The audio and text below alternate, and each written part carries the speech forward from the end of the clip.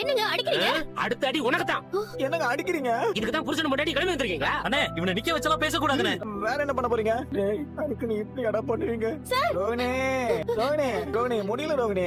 எதுக்கு சாட்சி போட்டிருக்காங்கன்னு இப்பதான் புரியுது. கை காலம் ஒரே வலியா இருக்கு. நீயும் ஐடியாவும் இப்ப இங்க வந்து நல்லா மாட்டிட்டோம்ல. நான் ஒரு பிசினஸ் மேன். என்ன இப்படி கட்டி போட்டு வச்சிருக்கத யாராவது பார்த்தா என் மரியாதை என்ன ஆகும்? ரொம்ப முக்கியம். உயிரோட இருந்து போகுமானே தெரியல. இதுக்குதான் நான் அப்பவே வேணாம்னு சொன்னேன். நீ கேட்டியா? எங்க அம்மா கிட்ட நீ நல்ல பேர் வாங்குறதுக்கு எங்க அம்மாக்கு ஒரு புள்ள இல்லாம பண்ணிட்டு போல இருக்கு. ஐயோ முடியலையே. இப்பதான் அவங்க போயிட்டாங்களே. இந்த கையை கட்டி விட. அவங்க சொன்னதை கேட்டல. உன் கட்ட கழட்டி விட்டா அப்புறம் என்ன தலைகீழ கட்டி தொங்க விட்டுருவாங்க. கொஞ்சம் பொறுத்துக்கோ. நான் என்ன செய்யறதுன்னு யோசிக்கிறேன். ஐயோ என்னங்க அவனை இன்னும் காணோம்? நான் ஏற்கனவே சொன்னதான் மீனா, அந்த பொண்ணை அவன் உண்மையா லவ் பண்ணினா கண்டிப்பா வருவான். இல்ல வயசுக்குள்ள இருக்க காரணமா தான் லவ் பண்ணிருக்கான். ஏமாத்த நினைச்சனா வரமாட்டான். எங்க அவன் வராங்க? மீனா நீ அவங்கிட்ட போய் பேச போது. நீங்க எங்க?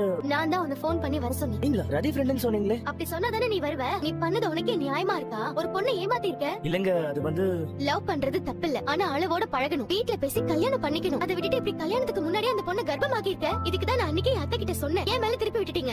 ஏங்க அதுவரை அவனுக்கு தெரியாம நடக்கா? பண்றதெல்லாம் பண்ணிட்டு தெரியாம நடந்துருச்சுங்க. உங்க காலத்து பசங்களுக்கு எல்லாத்துலயும் அவசரம்டா. எல்லாம் உடனே நடந்துடணும். உங்களால இப்ப எங்க அத்தை தான் மாட்டிக்கிட்டு இருக்காங்க. அவனே நீ மாஸ்டர் மாஸ்டர் பம்பும் போதே தெரியும்டா. அம்மா இதுல மாட்டி விடுவேன்னு. சரி இப்ப அடுத்து என்ன பண்ணலாம்னு யோசிங்க.